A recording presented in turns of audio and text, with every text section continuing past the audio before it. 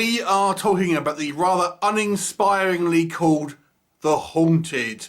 This one is written and directed by David Holroyd and stars Sophie Seasons. So The Haunted is probably about 1,000 films called that way, but this one I'm talking about is a 2018 movie, British film, and it's a classic ghost story. So it focuses on this young girl called Emily, who is a care worker who is kind of goes out to this old country manor to look after a gentleman who has Alzheimer's, and she's kind of like the night nurse, and there's two like day nurses that are kind of like swapping shifts of her, so to speak. And she's just essentially got to stay there, kind of look after him whilst he's he's essentially asleep for most of it.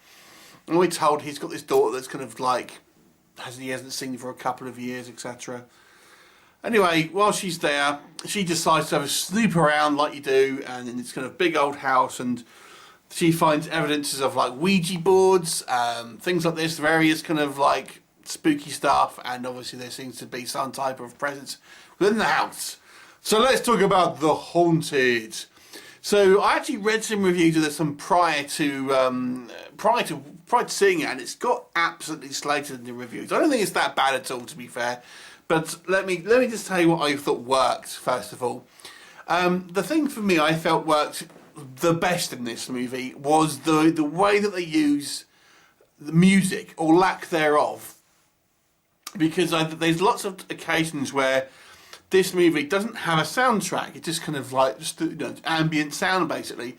And all of a sudden, kind of, you'll get like a kind of a blast of some type of score that just kind of hits when obviously a spooky thing happens, and it works really well, I've got to say. And kind of that does kind of make you jump out your skin a couple of times within the movie.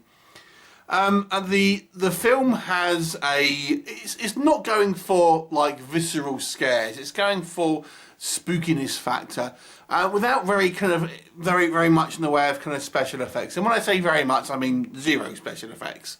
But nonetheless, they still manage to kind of have a couple of okay kind of sort of spooky moments using kind of just shadows and kind of light and things like this, and the way and kind of like camera trickery, I thought was okay. Our main girl Emily, I thought was she was perfectly fine acting. The problem is here is that she's more or less on her own for the most of the movie, so there's very little dialogue. But I think she does a pretty good job.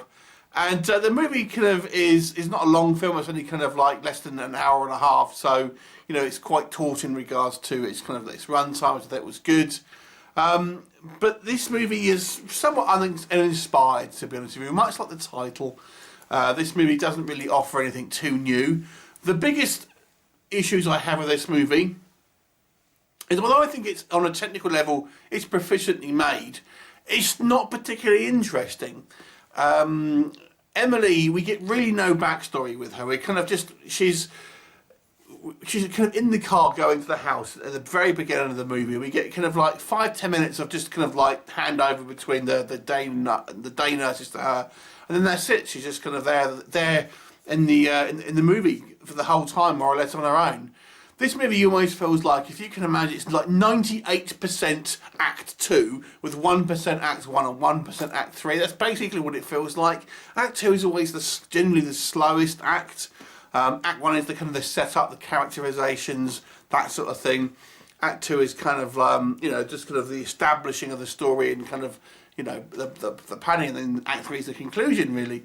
But this is all Act 2. It just seems to be, the whole movie just seems to be an Act 2 with just tiny little bookends of Acts 1 and 3 at the end. So this movie spends a lot of time just following Emily, walking around the house, looking at photos and bits and pieces within the house. For some reason, she's walking around in the dark lots, when it's clearly a functioning house. I don't know why. There's one occasion where we see her do a light switch, which doesn't work, because it's fair enough on that one, but none of the others. She's just walking around with a torch all the time. It doesn't make sense. And then we have our conclusion, which I don't know if that makes sense either. I get that they were going to go for a twist, and they understand what the twist was meant to be, but in the context of the film, I don't know if it made sense when you consider the film as a whole. So fair play for trying to have a little bit of a twist ending. I don't think it was enough set up, if I'm honest. So there are a couple of creepy jump scares. I know a lot of people don't like jump scares. I don't really mind them, to be honest. I thought they were for a very low budget movie. I thought it was an effective. They did an effective job here of creating some. The problem is the bulk of this movie is just one girl with no dialogue looking through a bunch of scary stuff. Looking through a bunch of dark rooms. And it gets a little bit boring, to be quite honest. Despite the fact that this is a very short film, it still ends up becoming a little boring because we don't really have much of the way of plot in this film. It's just a girl looking at stuff. The movie. So this, I can imagine, is like a short, but it's just been expanded upon. That's what it feels like. Like this was originally, thought of being maybe a short film, but the filmmaker has wanted to have it a DVD release, and they have had to expand the story, and there's not much there to go on, to be honest. So it's proficient, but kind of predictable. So 5 out of 10. Have you seen it? What did you think of it? Leave me a comment and I'll look forward to seeing you next time. Bye for now.